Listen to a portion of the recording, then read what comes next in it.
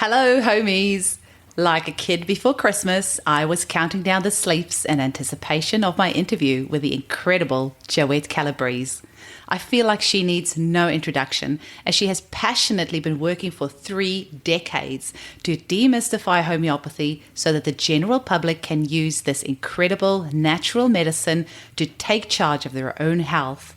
Homeopathy is constantly under threat worldwide, so the more we can work to get the public to rally behind homeopathy and use it for themselves, the better our chances of keeping this 200-year-old natural medicine alive. Joette has done an incredible job with this, having tens of thousands of members in her mighty members group and helping many more thousands with her regular Facebook Live sessions. If you're new to homeopathy, your number one stop for information should be joettecalabrese.com. I'll post the link in the show notes. As she says in the interview, if you are unsure of what remedy to use for a certain condition, simply go to Google, type in the name of the condition, and type in Joette Calabrese after that, and chances are really good one of her blogs will come up with some information which you can use to treat yourself and your family with homeopathy. She's written her blog for 14 years, so she has a ton of information available. I also want to dedicate this episode to the legendary Dr. Robin Murphy, who sadly passed away on 17 November. He was an absolute giant in the homeopathic world with his insightful materia medicas, repertory and lectures. I have done several of his online lectures, and he's one of my absolute all-time favorite lecturers for his common sense approach to health and homeopathy and his seemingly endless knowledge, which he shares so generously. I wish I could have met him in person, and in a way, it feels like I know him due to the dozens of hours I've spent listening to his online lectures and the fact that I use his repertory every single day in my clinic. I couldn't practice without it. Before our interview, Joette and myself were sharing what Dr. Murphy has meant to each of us, and Joette mentioned how Dr. Murphy had invited her to visit him at his home in the new year and how much she was looking forward to that. I know that Joette will agree with me that Dr. Murphy lives on every single day in every homeopath around the world who uses his materia medicas, repertories, and lecture notes to help our clients return to health. I have to apologize also that in true fangirl style, I was so nervous and excited about speaking with Joette that it wasn't until halfway through the interview that I realized my microphone was not plugged in. So I apologize for my poor sound quality in the first half of the interview. It gets better halfway through. So come along on this fun ride and make sure that you share this episode far and wide with your friends and family. Let's create a homeopathic revolution and take back our health. Welcome to the Homeopathy Hangout podcast, where we discuss all things homeopathy from around the world. And now, your host, Eugenie Kruger. Hello, homies. Do we have a treat for you today? We get to hang out with the one, the only, drum roll, Joette Calabrese. Welcome, Joette. Oh, for goodness sakes, you're so funny. Thank you for inviting me. This is fun. We've already had fun our first 5 minutes before we even began recording. Like I warned you at the start, I'm going to have like spontaneous squeals here and there because I'm just so grateful for your time and so happy to have you on. And I feel like we're two kindred spirits on a mission here, trying to empower families to use homeopathy in the home. Yes. But I wonder if we can kick it off, Joette, with you telling us a little bit about how you first were introduced to homeopathy and what's your journey been to discover homeopathy? Well, I have a couple of stories and I don't want to make this too long, so I have to choose one or the other because they intertwine. Probably the most poignant that I think many people would associate with was up until about my 30s, early 30s, I lived by taking over-the-counter and prescription drugs. It was just my lifestyle. And I had been plagued with allergies as a child, so I had lots of shots, testing shots and treatment shots. And I come from a big, fat Italian family, and several doctors are in the family. And so they were always good-heartedly trying to help. But what always ended up occurring was another drug. And so then also in my 20s, I married a doctor, and for 6-7 years, he basically what he told me to take, I took. And so we had a closet. It was actually a linen closet that was from floor to ceiling, just drug samples. There was no room for towels. There was no room for sheets. There was only samples of drugs that he got through his work. And so anytime I had a little of this, a little of that, I would just take it. It was the paradigm. It was the lifestyle. And this was in Washington, D.C. And so I subsequently left that marriage, and cold turkey, I decided to stop. I realized I wasn't well, and I knew that I didn't know whether or not I'd be even more unwell if I stopped all the drugs, but I knew that the drugs were no longer helping, or they had never actually really helped. So that it was something that was not too difficult to figure out, but it was foreign to my thinking. There's no doubt about it. And I knew no one else who had done this. Mm-hmm. And so I just said, no more. I'm not taking another aspirin. I'm not taking another Tylenol. I'm not going to allergists any longer. I'm not taking the birth control pill. I'm stopping everything. And from now on, I'm going to use herbs or food. And at the time, I knew nothing about homeopathy. And I'm going to see what I can do without. So that was a big, big shift in my thinking. So I started to study botanicals and essential oils. And in those days, we're talking about the early 80s. Essential oils were unknown. People didn't know what they were. There was no internet, of course. And so I got together with a group of other women, and we started to study these kinds of things, not homeopathy yet. And we were ordering essential oils from France. You couldn't buy them in the US that I was aware of, or that we were aware of. So we just did with what we could. So then I subsequently met my present husband, and I got pregnant about a year later. And at that time, I was starting to question, how should I have this child vaccinated? Should I postpone the vaccines? Should they all be given simultaneously, as they always do? Should we separate them, and et cetera? Put them on a different kind of a schedule. And so a friend of mine told me that there was this doctor who was traveling through the Northeast of the US, and his name was Dr. John Clark. He's a pretty well-known doctor. He was very well-known. He's written books on homeopathy, and he was no longer in practice. He was retired. And so he was traveling from city to city, and I live in Buffalo, New York. And there was a lecture that he was giving, and it was about homeopathy and vaccinations.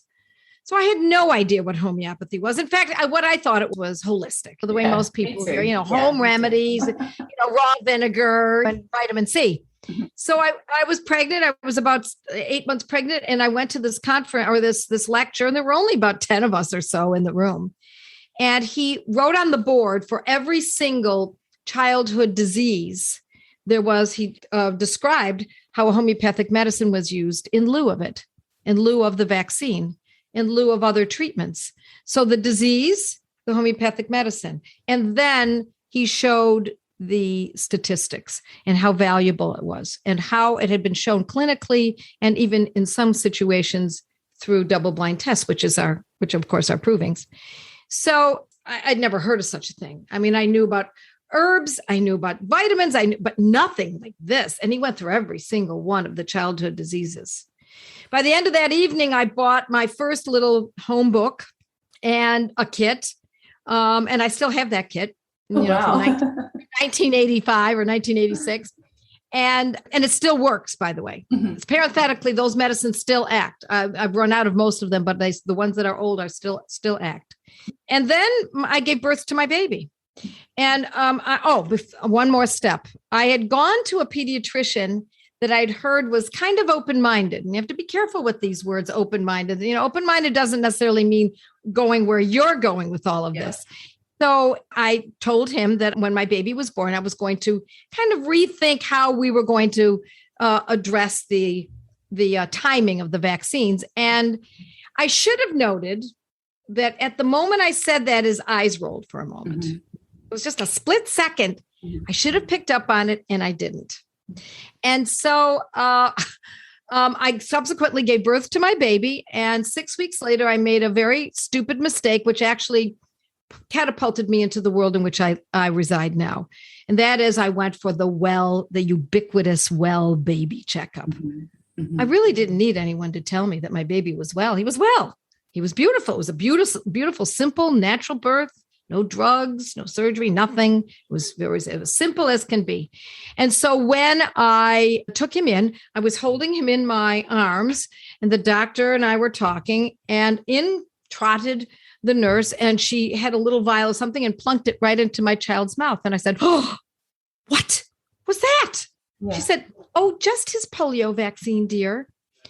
I was beside myself. Mm-hmm. I was so angry that no one had said anything to me, that they hadn't read the chart that I had discussed this with the doctor weeks before my baby was born. It was all completely ignored. And I was just one of the many mothers in the routine. Mm-hmm. And so I left there vowing that I will never return to that place again.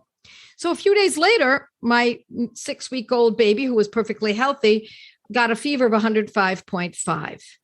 And he stopped nursing. And it was, and this went on for 2.5 days. Now, all I had some essential oils, I had some herbs, but I really didn't know what I was doing with homeopathy. But I had this simple book. It was Dana Ullman's book, Everybody's Guide to Homeopathic Medicine. Yeah, it's here on my rack. Yeah. And it was the first edition. It was bright yellow. And I went through, I had my baby in my arms for 2.5 days while he was burning up, not nursing. He would not nurse. He was out of it. His eyes were glazed over, and I held him and I read the book twice, the whole book twice. I just read every page. I did nothing else. I didn't eat. My parents lived next door. They brought food over. I said, I don't care I'm going to figure this out. I'm not going back to that doctor. And I found a little passage that discussed the fact that when a child is hot or a person is hot, very hot with a fever, and there's a little odor, that the remedy is likely to be sulfur. Well, a 6-week-old baby doesn't have an odor. They smell fresh and beautiful. Mm-hmm. And he did have a slight odor from his breath. And I gave him sulfur, and within sulfur 30, and within about 30, maybe 40 minutes, my mother was there. And so was one of my closest friends. He just firmed up in my arms. Mm-hmm. The fever adroitly melted away. He commenced nursing, and that was the end of it. Amazing. Now, that was 34 years ago, and to this day, he still has not had a fever. Honest to goodness, I don't think it's necessarily because of the sulfur, but he's not had another fever. The only fever he had was induced by that liquid that was poured into his mouth against my will. Amazing. And so that's what got me going. And I said, I'll be darned. Mm-hmm. I'm never going back again. Mm-hmm. I'm going to figure this out myself. Because had I gone back and said, oh my gosh, he's got a fever, they would have given me acetaminophen, antibiotics, the next injection, whatever it might have been. And we would have been on the trail that I had already come from. That path is the path that I wanted to abort. I did not want that to carry on for myself or my children. And so I raised 3 sons to adulthood and never took them into a pediatrician again. Never. We did it ourselves. And we lived on a small farm. We had about 15 acres, and we had goats and chickens and ducks and bees and fish in the pond. And there were lots of injuries, and they all got ear infections, and they all got a bronchitis or two, and they all had strep throat or conjunctivitis. They all got, and we were not lucky. Some people, oh, you were lucky. No, I wasn't. It was just like any other family. We had all of the same things, but I had something that no one else had, at least not very many people. And that was, I had a knowledge of homeopathy and my remedies at the ready. And so that's what set my life into gear. And having accomplished that, every year that passed that we didn't see, we were able to treat this condition or that condition, I celebrated. Mm-hmm. And now today, my children are adults and they love the life that they lived and as children. And it's a beautiful thing. It's a beautiful thing to behold. And anyone can do this, even if they'd started the wrong way. Even if people say, well, I already ruined it. No. Oh, nay. That's not so. Because I made all the mistakes in my my whole early life, from the time I was a small child into teenage years into my 20s. And then it was in my 30s that I decided that I was going to stop. But it doesn't matter what the age is. It doesn't matter how old we are and when we start. It can be done. Yeah, we can turn the corner at any time. That's such an amazing story, Joette. But, there's a little bit of sadness in there as well, in that 34 years later, not much has changed in the medical system. Oh, it has not changed. Here I am every single day in clinic hearing about mums saying, they forced this procedure on me, they forced that procedure on me. And unfortunately, it all starts the second you go in for that first pregnancy appointment. Yay, I'm pregnant, exciting. And you go to your doctor, and then they force this medical procedure on you, several ultrasounds, several vaccinations. And it starts so early on. Antibiotics and yes. it keeps going. Oh, yes. You have to be able to say, I think I can do this. My grandparents all four of them were immigrants from Sicily, and they came not knowing the language. They didn't know the culture. Their first few children at the top of the family were also born there. And then they came to this country, and subsequently my parents from each family were born here. But I think I had an advantage because my grandparents instilled, at least especially in my mother, to not trust certain kinds of people. Mm-hmm. Not that the doctors are scoundrels. I don't want people to get that sensation that I think that, because had something happened to any one of my children that I could not handle, you bet I would have gone to a doctor. Mm-hmm. But I was able to handle it. And so maybe in that regard, I was lucky, but they were all the same things that everyone else I knew was going to the doctor for. Mm-hmm. I prepared myself, and that's what we must do. Absolutely. When you buy a house, you have to study what kind of mortgages are available. When you buy a car, you at least kick the tires, right? Mm-hmm. Why is it that we are so willing to give up our freedoms to modern medicine? When the more information you read, the more you realize there are a lot of erroneous ideas, a lot of mistakes, and a lot of scoundrels. There are scoundrels in the industry, and the doctors end up being the retail arm of the pharmaceutical industry. That's the way I read this. And you are so passionate about empowering families how to use homeopathy for themselves. And I get it, because my children are 10 and my daughter's about to turn 7 next week. It's very exciting. And for me as a mum, having only used homeopathy on my kids ever, it is so empowering. But I remember very well when my son was very little, I was scared. It was, it was very, very scary at first when they have their first fever and they're just little, or they're teething and they're just really uncomfortable, crying all the time. What can I give this child? And you give them homeopathy, and suddenly they're just happy. And it's like magic. And every time you have that little win, it builds on itself, and you get to have your confidence back as a mother. So many of my clients tell me they were told things that they had to do this, they had to do that. They felt they had no choice. And I feel almost like as mothers, our self-confidence gets chipped away until we get to the point where we feel we have to ask permission about what we're allowed. For everything. Exactly. For everything. Yes, are they long enough? Yeah. Are they sleeping? We know this stuff. Exactly. We know it deeply. And unfortunately, that has been definitely stripped from us. Our confidence has been drained from our natural ability to find that, because we as women start out as little girls holding dollies and taking care of them. And now the dolly's sick, and now the dolly goes to bed. We know this stuff, but between advertising and all the women's magazines and television and radio, and now, of course, the internet, and the people shaking their fingers, you should go to the doctor. What do you mean you don't go to no, we don't go to, I don't know. We have a need to go. Well, don't you go for well baby check? Why don't you go well child checkups? What do I need to know? I know. Is the child well? Is the child not well? The child's not well. I'll take care of it. I'll handle it. And that's really where we all need to go. And it's not just when it comes to medicine, although that's the biggest one right now. It's also education. It's how we educate our children. We have to take charge.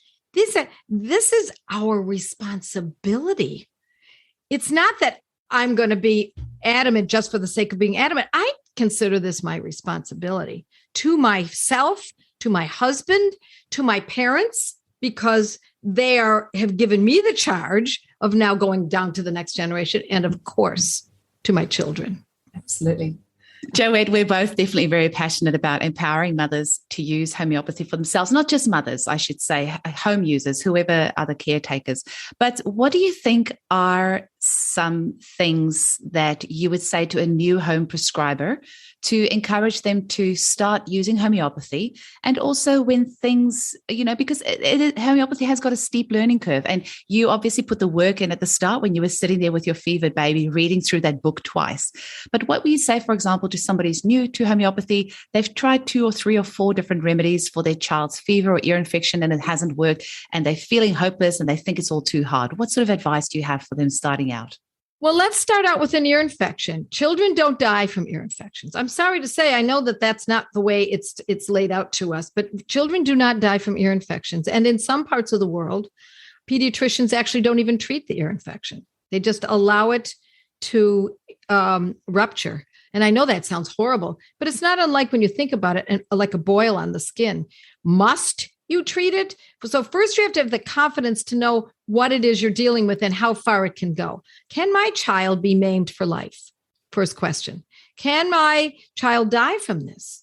And I will tell you that the concerns for a child's true well-being and potential for even death is not from childhood illnesses. It's from accidents. If you've got a pool, you might want to, that's where you want to watch. If you live near a cliff, now, if you drive around the city, that's how children, that is the bulk of how children die. It has nothing to do with childhood diseases. And so if you can start with knowing that, first of all, it's going to happen.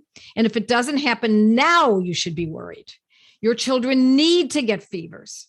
Your children need to get sick. It's part of their education. Mm-hmm. And what I mean by that is not only their education to build their immunity, but it's also, and I know that you've probably noticed this too, Eugenie, is that I noticed this many times.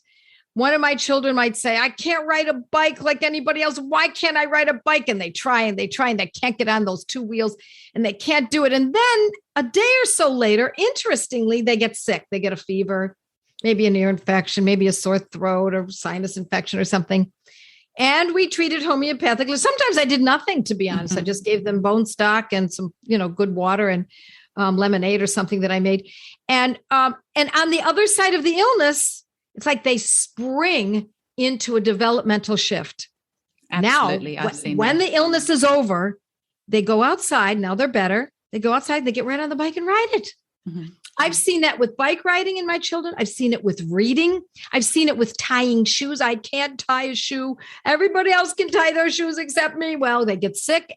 So if we take that illness and suppress it with synthetic drugs, we are taking away an opportunity for that child to develop. That is, if we understand these kinds of nuances, then suddenly illness doesn't look scary. Now illness looks necessary. We don't want children to live a life without a little bit of suffering. Not that you want to instill that you don't want to put the suffering on your child. Instead, you want to help them along when they are suffering. But that is part of the human condition, to suffer and grow and suffer and grow and suffer and grow. That is part of it. And when we suppress illnesses with drugs, we are driving the pathology, the little pathology, to a deeper pathology. So if your daughter's getting urinary tract infections and she's being given antibiotics, I guarantee that antibiotic is going to be needed again. I guarantee it. But if you're using cantharis, now it's very likely it won't come back. But if it does, it'll be a lower version, a lesser version.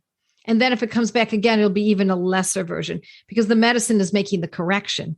Whereas the conventional, synthetic, commercial drug is only going to kick the can. It's not even kicking a can down the road. It's more like kicking the snowball down the hill, because as it goes down the hill, it gets bigger and bigger and more looming until eventually your daughter often can end up with a chronic urinary condition. And that is a very sad condition. Now, again, can be treated homeopathically, but if you don't know that, she's in trouble. She's going to have a life of suffering with that. Yes. So, interstitial cystitis or chronic urethritis, etc. Mm-hmm. We had the lovely Paula Brown on as well, and she told us a story about the interstitial cystitis. So tell us, how can our listeners become better home prescribers? What tips would you give them, and what sort of things can they do to become better at prescribing? Well, the reason that I started out by giving this information first is that the first thing we have to get over is the fear. Because if you have fear, you're thinking, oh my gosh, what if this doesn't work? Or it's not working fast enough. And we easily shift from one medicine to the next too readily without giving it its due time.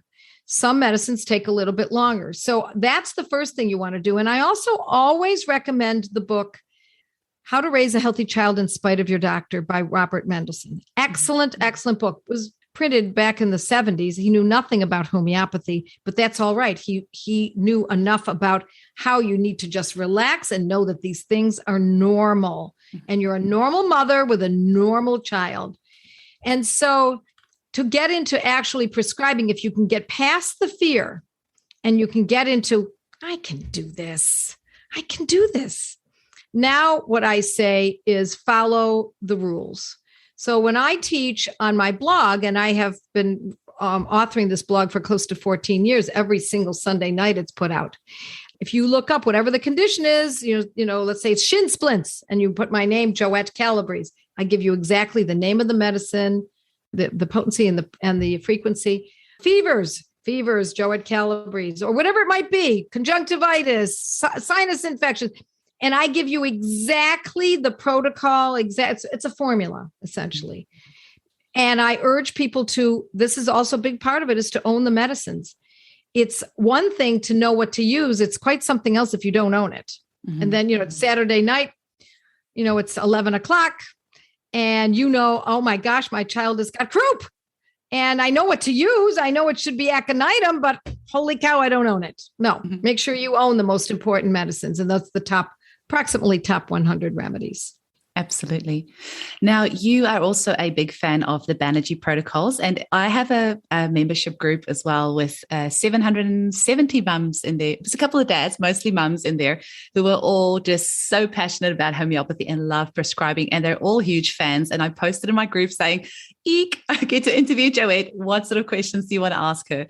And a lot of them just wanted to know about the Banerji protocols and how you first came upon that, because I'm assuming you were also classically trained and then discovered the Banerji protocols. Can you touch a little bit on that, and also how that's really helpful for home prescribers to use? Yes.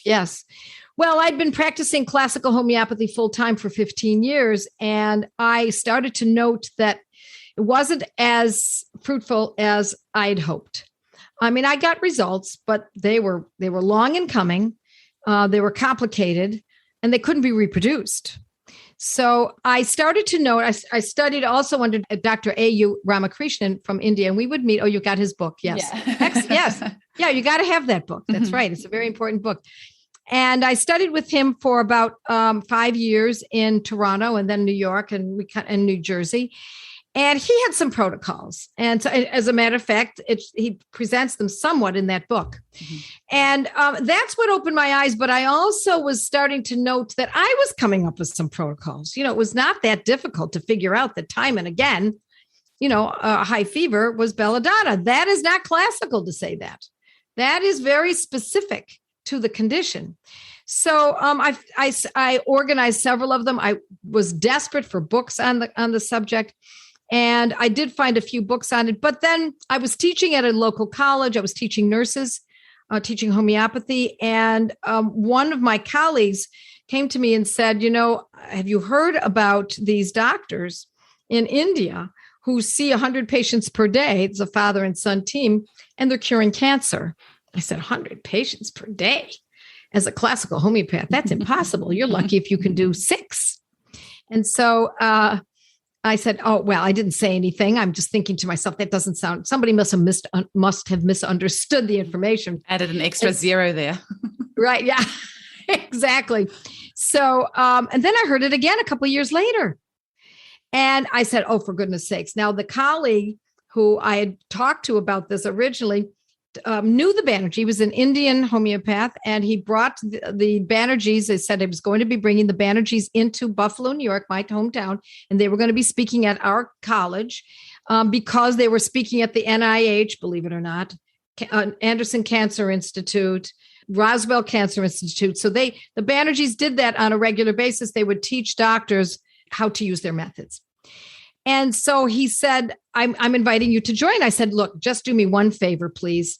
Make sure I have lunch with them. I really want to get to know these two people. So we arranged it. We had lunch together, and Prateep and I, the younger one, really just hit it off. And I asked if he would mind if I could go to his clinic and observe. And he said, sure. So it took about 1.5 years to be able to actually make that arrangement. And when I got there, I was very impressed. There were 12 doctors, all medical doctors, conventionally trained, and also homeopaths who used only homeopathy. And each one of them saw 100 patients per day, which meant there were, 1,200 patients per day being seen. At the end of the week, it's 7,200 people. And so what they were doing was specific protocols for specific conditions, which meant that they were reproducible. It didn't matter what side the person slept on or what they thought about, if they had long eyelashes. It was all about the name of the condition. What's the name of the condition? Oh, irritable bowel syndrome. Okay, here's the medicine for it. Mm-hmm. Okay, so here, and we could do that with any of the chronic diseases. And so I sat there knee to knee next to Dr. Prateep Banerji, day in, day out, 10 hours. And some days it was 10 hours. Other days it was 8. And then I went to the night clinic. And there was a train of people throughout the entire day. I did it for 13 weeks, but that wasn't enough. I thought I was only going once, but I went 8 times, 8 years in a row. Wow. And I sat next to them and observed and recorded absolutely every single case that I saw. And I wrote it down, came home, collated it, organized my notes, put it all together, and then started to teach it. Because after having taught homeopathy in people's homes, in schools, in churches, and in clinics, in the college, every time I taught it, I was assigned to only be able to teach about acutes. I could never teach. People would often ask me, what about eczema? Oh, well, eczema. Now that's a complex situation. And that's what people really wanted to know, because they weren't suffering from acutes every day. They were suffering from these chronics, or at least their family members were. Now I had something that I could teach to parents, to mothers. I say mothers and grandmothers. I realize there are men out there. And I also realize that there are plenty of women who don't have children, but they're a mother to someone. They're a mother to their pets, to their livestock, to their family members, to their community, that we're all acting as mothers because that's our instinct. And so that's what really spurred me on. The moment I got back, I put together a course. And it was very rudimentary because I had only been there one time, 13 weeks every day, but nonetheless, it was only one round. Then when I went back the second time, I did it again and again and again until finally I really fine-tuned it. And I collected close to 8,000 cases. Wow. Which means that I observed and recorded and wrote them all down. I had writer's cramp. I went through many pens and many books. Notebooks, writing this all down. And then I put together these notebooks of this information. And that's what I teach on my blog.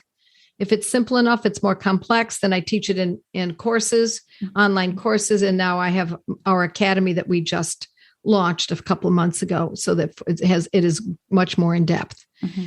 So that is what gets me going every day in the morning. When I wake up, this is what I want to do. Mm-hmm.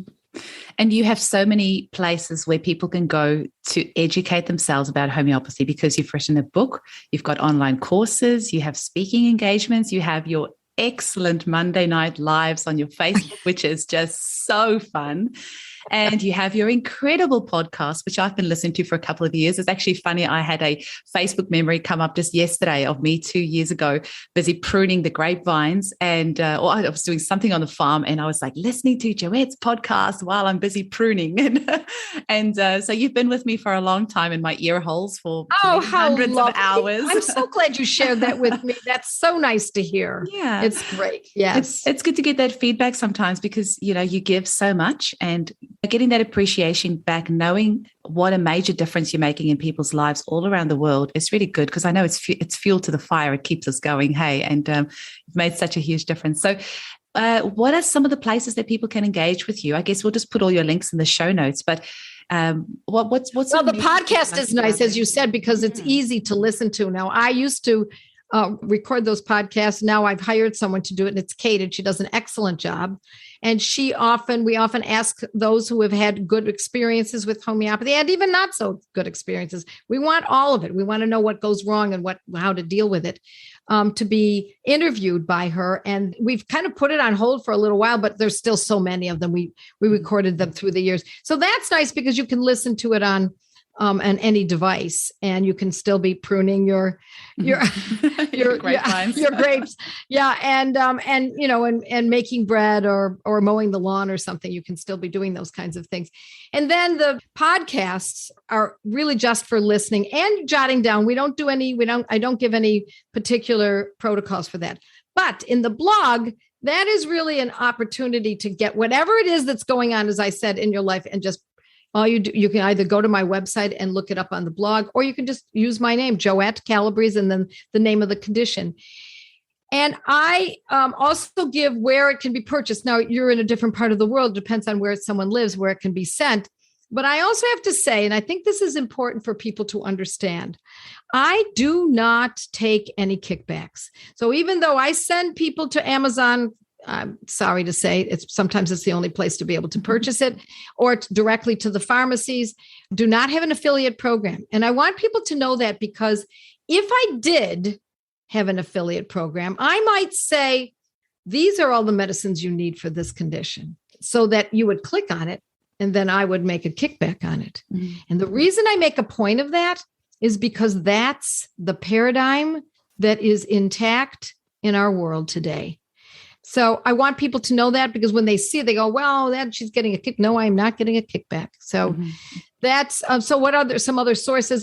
You don't even need to go to my website, although you will get a lot of information there if you just use my name and any condition, because I've written for many other blogs. I've been in many podcasts. I've been interviewed time and again, and you'll find me in many different resources. So there are things that never even made it to my website. Articles that I've written for Wise Traditions, which is the Weston A. Price Foundation's journal. I had a column there for 11 years. And you'll find plenty of information just from that column alone, called the Homeopathy Corner. It's actually, that's what I always feel as well for home prescribers. There's so much information out there. If you want to empower yourself with using homeopathy and taking back your power to treat your family yourself with natural medicine, it's all online. It's all there. There's lots of reputable sources. And like Joette said, just pop her name in there in whatever condition. And we actually found a great protocol that you did for molluscum the other day, because we seem to be having a lot of molluscum here in Perth. Really? I don't know if it's worldwide, but for children mostly, yes? For children, yeah. And we have a area here called Karatha. And I don't know if it's because of what it is up there, because it's really hot. It's 40 degrees for several months in a row. I don't know if that's why or what it is, but it seems to be just so much molluscum over there. And I was very happy to find that you had a protocol for that. We have used the nosode in the past, and we've used carcinosin, and Patricia Hatherley was saying that lacumanum is supposed to be a good remedy for that. But yeah, we've discovered your protocol, and a lot of the mums in my group are now using that. So we'll give you some feedback on how we go. Yeah. But the beauty of the Banerji protocols is that there is no promise that it is 100%. Mm-hmm. And if you get a hold of the Banerji protocol book, in the beginning of the book, they explain that in the first line that they suggest for a particular condition covers about 80 to 85% of the population that has that condition. Mm-hmm. And if you understand that, it's a very high number. That if you happen to be in the 80 to 85%, which most of course are, then that first protocol is going to act for you. But if it doesn't act and you've given it its due time, you can go to the second protocol, and that's going to cover about 10%. Now we're up to 95%. Mm-hmm. I completely agree. I think even if you look at chamomilla for teething, that's probably going to work for 80% of babies, for teething babies, chamomilla, but it's not going to work for everyone. And then you really have to narrow down those other remedies for sure. Right. Part of that is to make the assumption that it is going to work. Mm-hmm. That's part of this, because again, it circles back to the idea that we have to gain our confidence back. We have to know that we can do this. We have to have, it takes guts, spunk, and moxie. And some people say, well, I just don't have that. No, you have not developed that. You have to build that guts, spunk, and moxie muscle. And it comes from learning and reading and reading and reading and reading and starting to change and shift that paradigm from somebody else knows better. No, I think I can do this. Now, if you're part of a group, a study group, and that's one of the things that I always talk about too. We have study groups called Gateway to Homeopathy. We have people from your neck of the woods, from all over the world, and they meet every few weeks and they study one of my manuscripts, and then they become friends. Now they're online friends, and should something happen, they've got each other to help. It's beautiful. It's magic. We have tens of thousands of people who are in those groups. Wow. Yes, it's that many. I never thought in a million years that this would grow to this degree. Absolutely beautiful. We have about 40 people joining every week, just those groups. I know. Incredible. It's remarkable. What a huge support group. That's beautiful. Yes.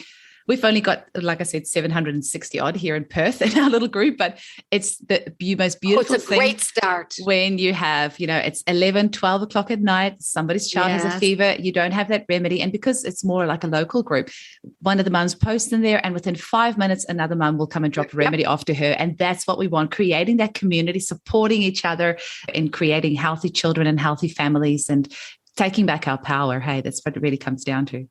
Yes, it does. It's about freedom. Mm-hmm. It's about freedom to make our own choices. Absolutely. Yes, absolutely. Now, Joette, what are your hopes and dreams for the future of homeopathy? Well, I would like it to stay, because I think that our kind of thinking is under threat right now.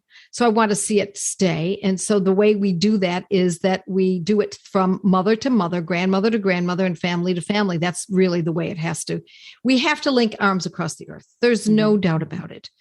If we don't take this on, it will be taken away from us. I do believe that that's a potential. And so I always say, no worries. Own as many medicines as you can. Own the medicines that are the top 100. First start with maybe the first 30, then go to the next 30, and then get to 100. And know others who are doing the same thing so that you can build together.